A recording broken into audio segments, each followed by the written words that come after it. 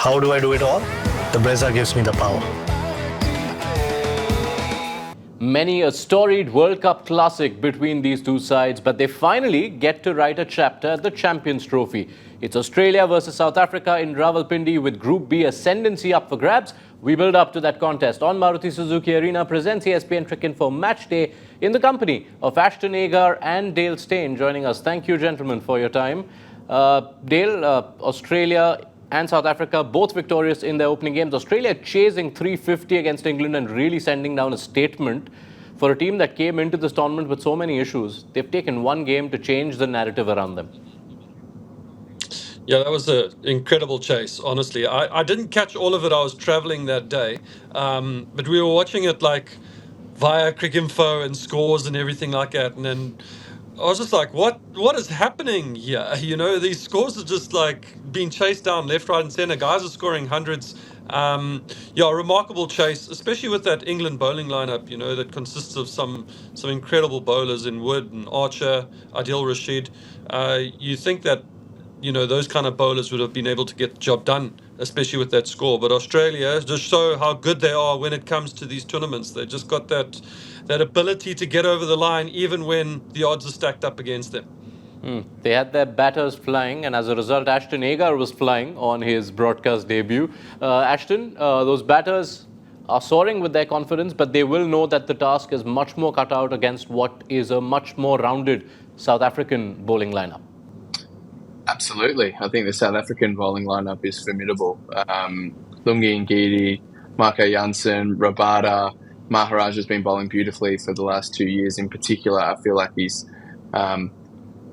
just got this aura of confidence about him, you know, coming from one left-arm spinner to another. I really like the way he's approaching the game at the moment, and I think he's almost controlling the innings for South Africa with the way he's bowling so far. So I think it will be a big challenge for the Australian batters again, like it was last game. I mean, chasing 350 is a huge challenge in itself. They'll take a lot of confidence out of that, there's no doubt. They've got the batters they want hitting the ball in the middle of the bat, doing exactly that. And I think they've played at a really nice tempo that's going to suit these wickets. So really, they'll probably be trying not to change too much, other than just preparing adequately for this next game. Yes, 5 bowlers in that South African lineup. The left-arm spinner has been talked up by the left-arm spinner. Now let's go to the pacer. Because what South Africa have compared to England, Dale, is a pace attack which isn't one-dimensional, which was a bit of a complaint of England in the analysis after that Australia game. Lay out the blueprint for us, why don't you? How do South Africa need to go about against this Australian batting lineup? Wickets in the first 10 make a massive difference, and I think you've got guys like Ngidi. We'll see if Ngidi plays.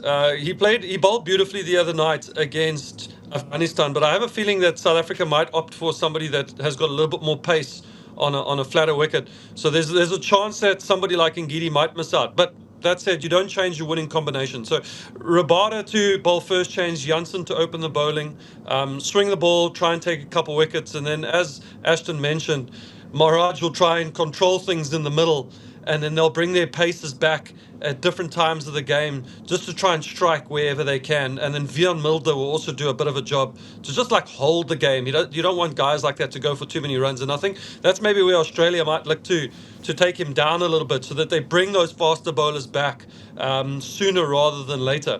But a good bowling lineup, a lineup that bowled well the other night, hardly bowled a bad ball. If they bowl similar to the way they bowled to Afghanistan the other night, they could have Australia in a situation where they won't score as big a 350 or 330 or 300 as they'd like, and then, you know, the job becomes a little bit easier for the batters, whether they bat first or bat second.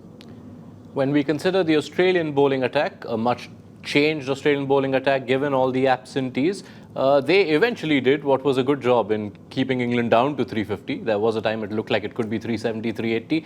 Ashton, what would Australia be looking to improve on? Not necessarily personnel, but in terms of plans, because surely Marnus Labuschagne bowling at the death isn't plan A. Well, I guess that's the glaring issue, isn't it? And maybe there is that question mark around Spencer. I don't know if that has been answered yet. Or maybe Steve just thought taking the pace off at the end of the game was the way forward, because the ball was probably starting to slide on as that little bit of dew was starting to settle in. I guess what Australia would like to do is probably create a bit more pressure through the middle overs, try and squeeze the South African batsmen throughout the middle of the innings and get some more wickets in that period. I think they'll take a bit out of last game, work on their plans and strategise a bit differently as to how they can do that. It is a different opposition.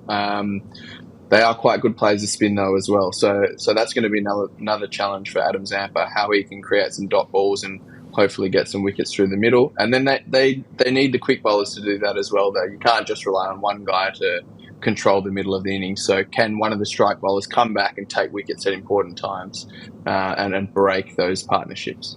Yeah, when you talk about the good batters against spin for South Africa, one of them was missing in their tournament opener in Heinrich Klaassen. Dale, they didn't miss him much. 4 of the top 5 did get 50s. If he's fit, you'd imagine he walks in for Tony de Zorzi? Yeah, if he's fit, he's walking into any team in the world, not just the South African team. And probably Tony would miss out. Temba would move back up to opening the batting, and then everyone would just slot in as normal. He did have an elbow issue. I asked some of the guys, they said they just wanted to give him a couple more days. I'm not too sure whether he'll be actually in the starting 11 tomorrow, but he's a massive player, and as Ashton said, he's a massive player of spin.